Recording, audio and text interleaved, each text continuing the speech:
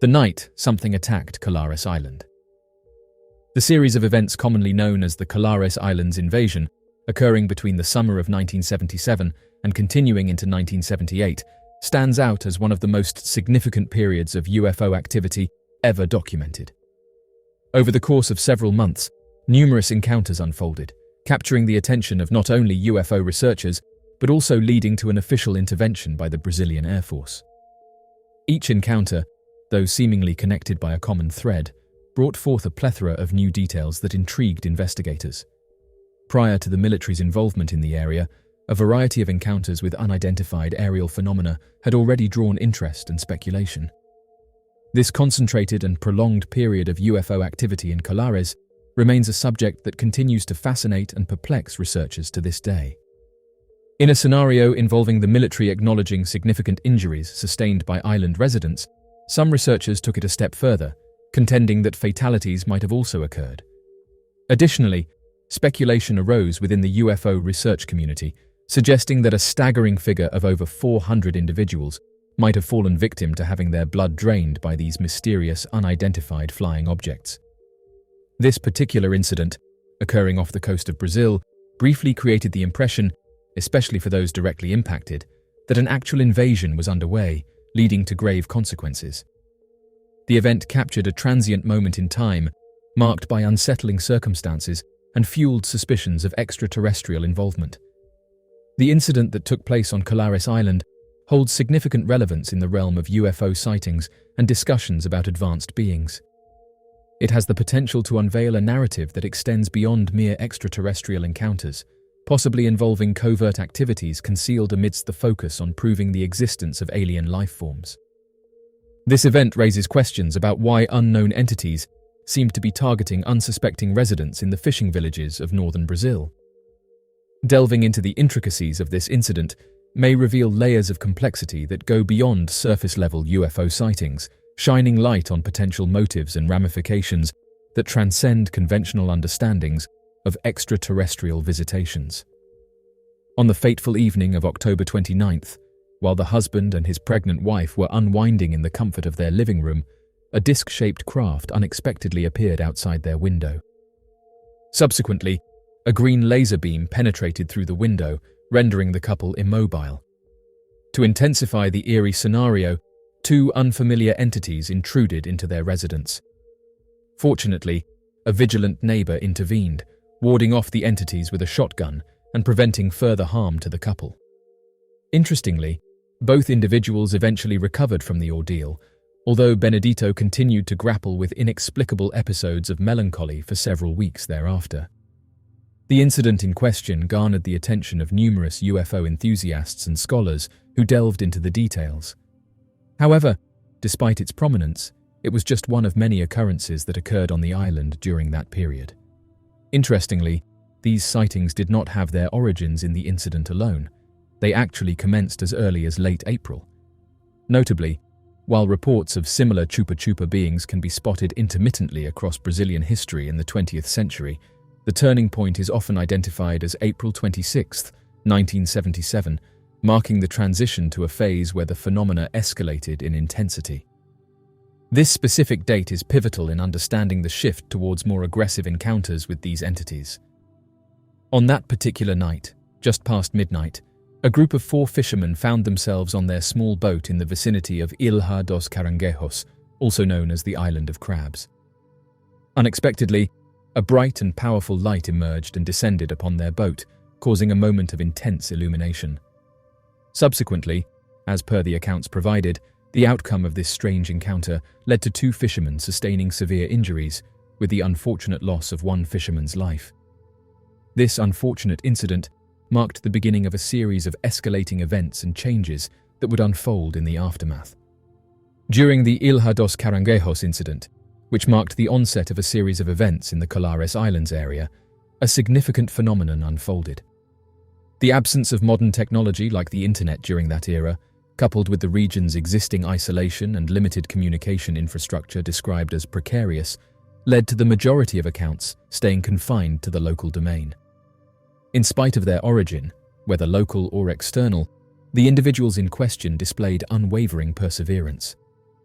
As June unfolded, multiple newspapers from distant areas started to take notice of the reported incidents. This trend intensified significantly during the months of July and August in 1977, drawing increased attention from a broader audience beyond the immediate locale. The peculiar aerial phenomena witnessed on Colares Island have stirred a sense of apprehension and fear among its residents, as recounted in reports detailing how these events have caused widespread unease among the populace. Witnesses vividly described encounters with an unidentified flying object that emitted a blinding light beam and allegedly extracted their blood. Additionally, numerous accounts mentioned sightings of unconventional Y-shaped crafts with fiery emissions at their base, cited by a substantial number of individuals. These occurrences have instilled such fear that locals have taken to staying indoors after dark, fearful of being targeted by these enigmatic UFOs that purportedly emit an intense ray capable of causing severe burns on the skin of its victims. In the town of Pinheiro, there was a significant increase in sightings that drew widespread attention. This surge in sightings was so pronounced that the mayor of the town, Maneko Paiva, took the proactive step of reaching out to the Aeronautics Command in São Luís for guidance on managing the situation effectively and preventing a potential eruption of panic among the residents. He said that the object did not emit any sound. It had a huge speed. It stops at any point and it follows in any direction. Many people fishing on boats were chased by this fireball and left many people sick. They had a fever and their eyes were burning. Following the communication, a report was forwarded to Belém Air Force Base. Nevertheless, the situation was on the brink of escalating further, with developments taking a more concerning turn.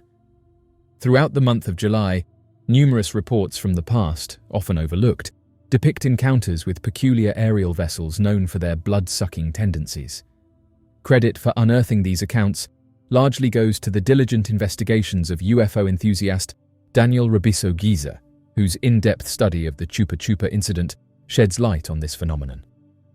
The sightings predominantly clustered around the Gurupi River region, prompting Giza to coin the term Gurupi phase sightings to categorize these events.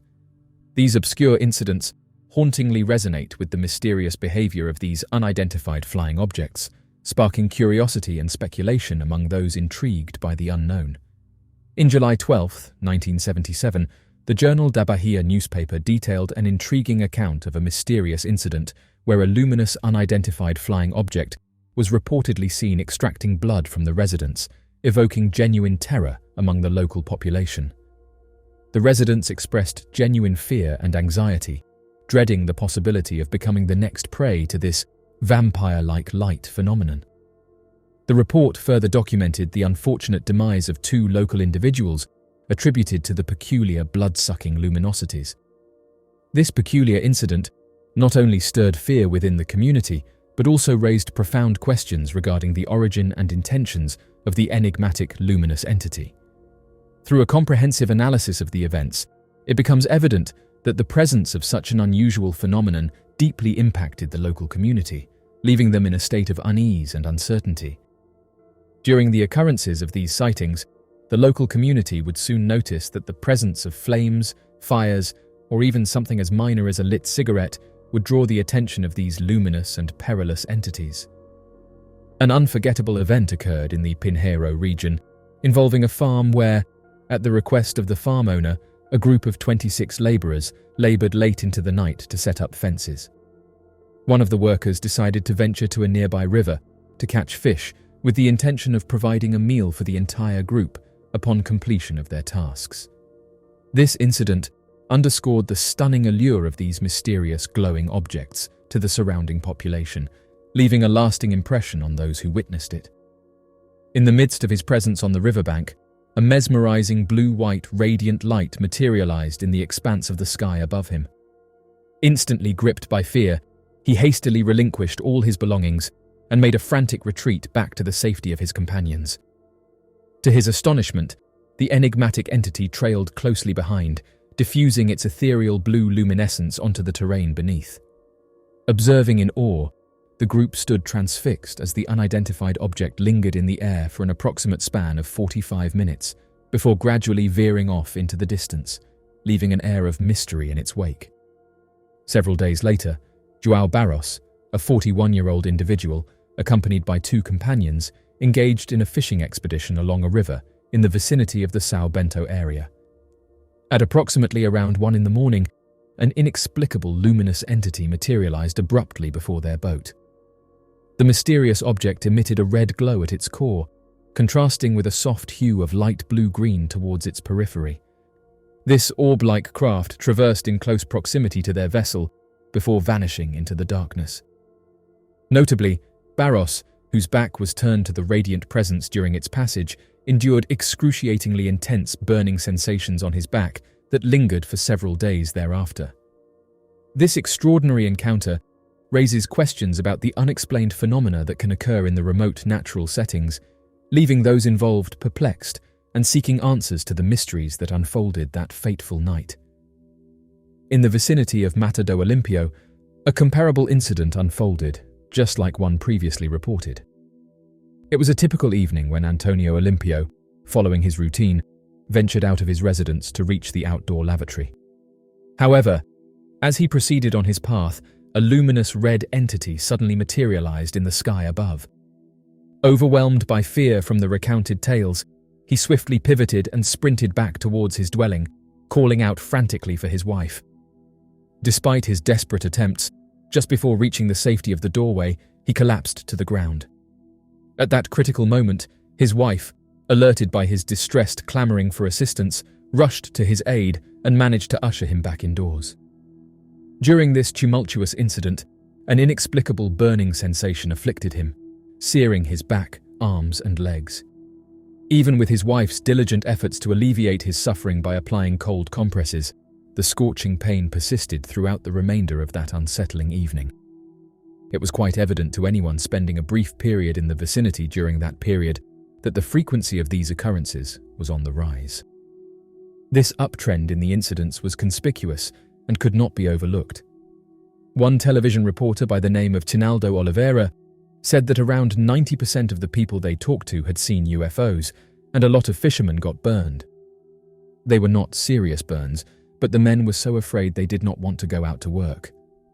On a mid-July evening in the Ceará region, a harrowing incident unfolded, leaving a farm worker named Alfredo Marques Soares at the center of a perplexing encounter. As he strolled towards a friend's house, a sudden sharp sting pierced the back of his leg, prompting him to turn around swiftly, only to be met with the sight of a luminous yellow-white entity. Experiencing an inexplicable gravitational force immobilizing his leg, Alfredo found refuge by grasping onto a fence post nearby. What followed was a series of tumultuous sensations, alternating between waves of scorching heat and chilling cold, emanating from the enigmatic object hovering before him. The intensity of the light was such that Alfredo had to shield his eyes intermittently, fearing the overwhelming brightness could potentially impair his vision. These puzzling moments of extreme temperature shifts and blinding luminosity encapsulated the eerie ordeal that unfolded in the tranquil night of Ceará. As the grip of the aircraft seemed to weaken slightly, the man's instinct kicked in, prompting him to release the post and start running despite the pain in his leg, which he managed to control.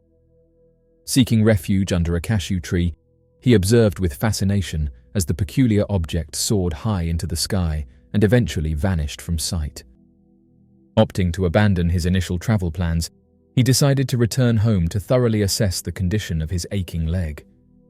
Upon closer inspection, he was taken aback by the severity of the bruising, which had darkened to the point of resembling a charred appearance. The contrast was so stark that it almost seemed as if his leg had been completely burnt. In light of this startling discovery, he realized the urgency of tending to his injury and ensuring proper care. The next day, his leg showed a worsening condition with numerous blisters and signs of rapidly progressing infections becoming apparent. In addition to this, he experienced severe stomach and back pains, enduring intense stomach pains for several days. While eventual recovery was on the horizon, the aftermath of the incident necessitated the use of crutches for nearly 3 months during his walking recovery period. Throughout this challenging period, he faced a multitude of health complications, indicating a serious and prolonged recovery process. In the midst of the intense trauma experienced by Soares, another significant encounter occurred a few days before, but of a more intimate nature. In the realm of accounts often overlooked lie those that recount alleged encounters with extraterrestrial beings, particularly those involving apparent alien encounters intertwined with the tumult of such encounters. A lesser-known incident that unfolded during the early hours of July 10, 1977, is that of José Benedito Boggia.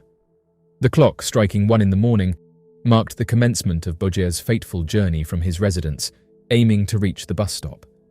Little did he know that this routine venture would soon spiral into an extraordinary occurrence.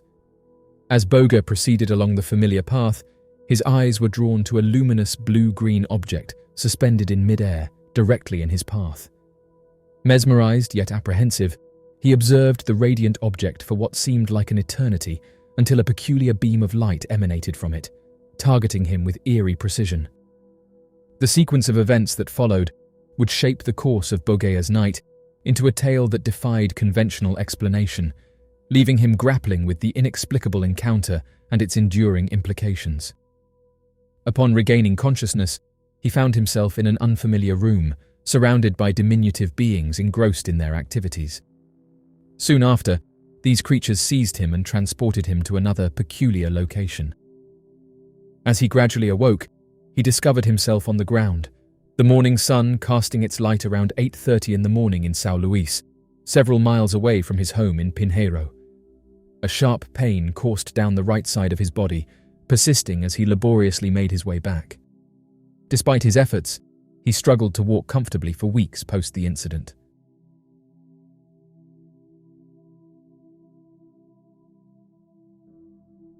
So, what do you make of this unsolved mystery?